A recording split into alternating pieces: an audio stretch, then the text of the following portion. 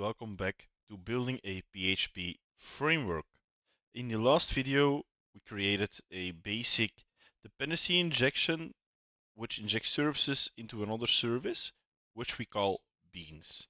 But this is quite rudimentary because if we have an interface and then a service that implements that interface, and we have another service with another name that implements that interface, but we want to inject using the interface instead of the class, the full service, then this wouldn't work because we would have multiple entries to inject.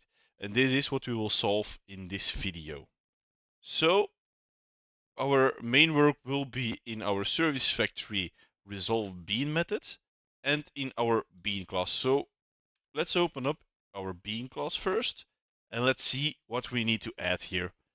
In our bean class, we want to add another member variable, private array of possible injection classes, class names. So, which will be just an array of strings. And the array will contain possible class names. We will not inject it in the constructor, but we will generate it in this class itself. So we say possible injection class names equals this, and then a private method init possible injection class names. And we don't need to pass it anything. We'll add the method here. And what will it return? It's of course an array, and the array is an array of strings. What do we need to do in this method? So first of all, we will need the reflection class. So we have a variable class, new reflection class. We'll empty it out and we'll import it. And what do we need to give? Well, we can give it a object or a class name, but we already have our object. It's our service. So we'll pass in the service, and then we return a merged array. So array merge. First things, we use a class to get all the interface names. So everything that implements the class names. After that, we will use a private function to get all parent class names. So let's say we have a class dog, and dog extends animal, and animal extends living thing. We want the get all parent class names should return animal and living thing. So it will be a recursion that returns it. So we'll pass in the class name. Let's generate that method, add the method, and it will return an array, of course, and that's an array of strings. What else do we need we need an extra parameter here, which is also an array, and we'll call it classes, which we will use to keep our classes that we found. Let's add it to the PHP doc as well. Add param string classes. Okay, what do we need to do? So first we have a variable called parent, which equals class get parent class. And as you can see, the get parent class returns a reflection class or false when it doesn't have an parent anymore.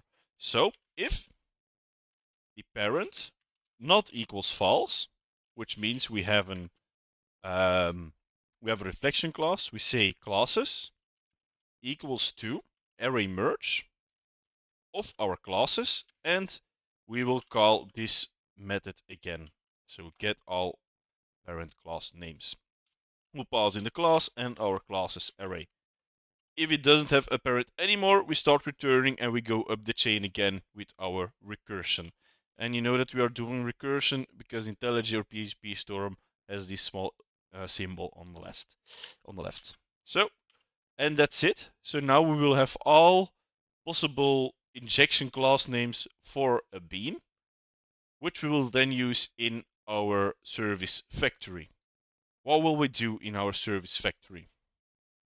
First of all, we need a new variable, which we call possible injections, which is an empty array. So the first two if statements, which is our performance gains, can stay the same. If we have a qualifier and the injection name is the same, we send the service back. If the parameter class name and the bean class name is the same, we also send the service back because it's what it needs to be. But if we don't return at that point, we have a new if statement with an in array with a needle of the argument. And the argument is the get parameter class name. And what is the array? The array is bean get, and we of course need to add the getter. So let's go over here into our bean class, generate the getter possible injection class names, which returns a array of strings. So we can use this getter now, get possible injection class names. Then we say, okay, possible injections, we'll add the bean. And that's it for our for each. Now we need to do, of course, something with possible injections. So if our possible injections is not empty, then we will loop over it. So we have possible injections as possible injection. Then if possible injection is primary, so if it has the primary attribute, we want to inject this one, we say return possible injection get service. Otherwise, we want to throw a new bean creation exception with a nice message. For this message, we need another variable, possible bean injections count, which is the count of the possible bean injections. And what we say, we found possible bean injection counts, possible injections for, and then we can copy paste bean with type into, so we copy paste this.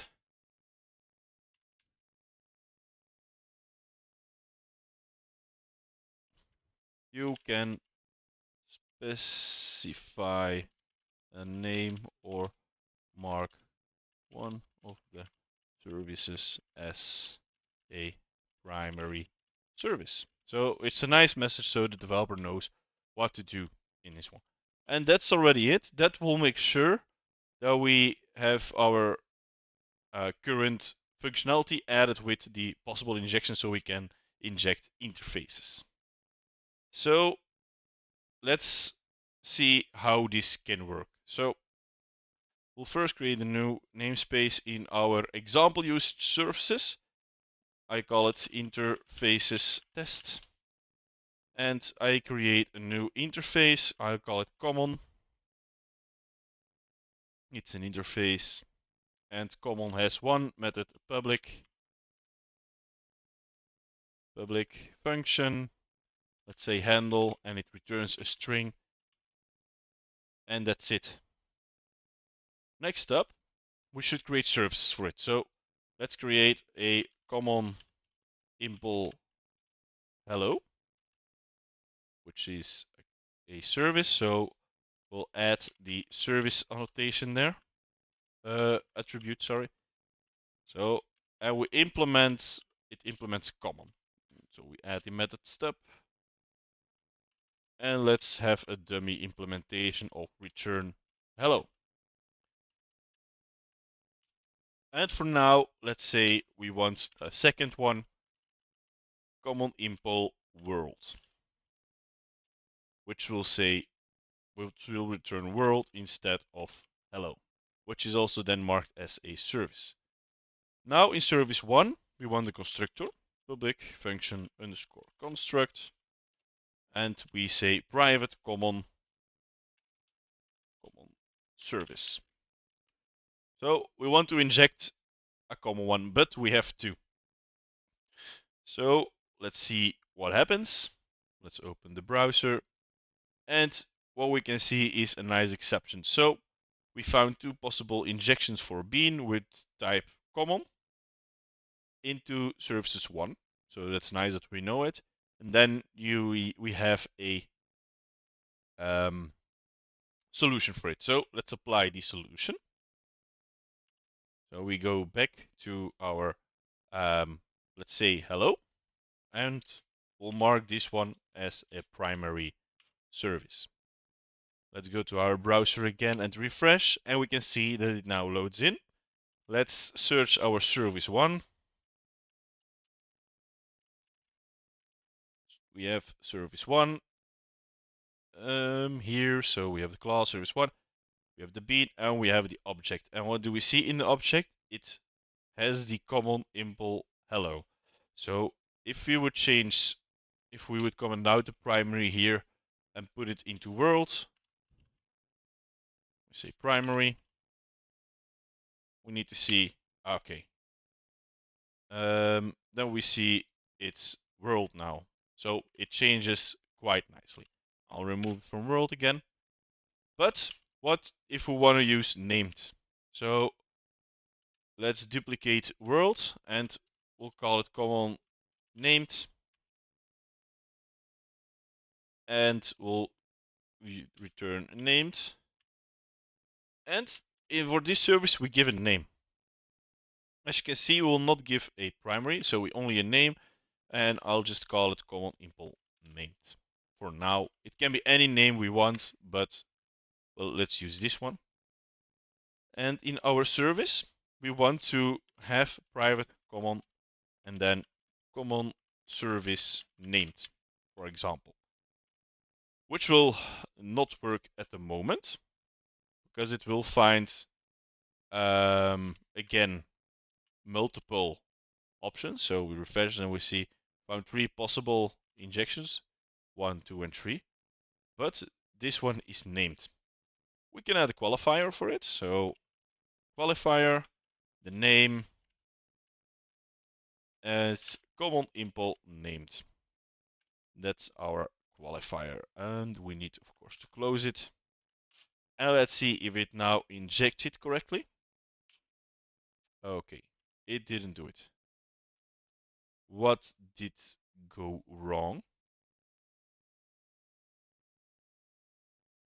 Oh yeah, we don't have a primary anymore. That's what's going on. So we say in here primary, but we don't want the common service named to be common impl hello, but we want it to be named.